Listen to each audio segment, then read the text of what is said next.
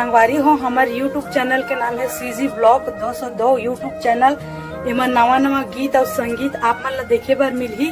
ता चैनल ला लाइक करहु, कमेंट करहु, शेयर करहु, सब्सक्राइब करहु और संगवारी हो लाल कलर के बेल आइकन बटन आथे ना ओला दबाए बर झन भूलहु संगवारी हो। जय हिंद, जय भारत, जय छत्तीसगढ़।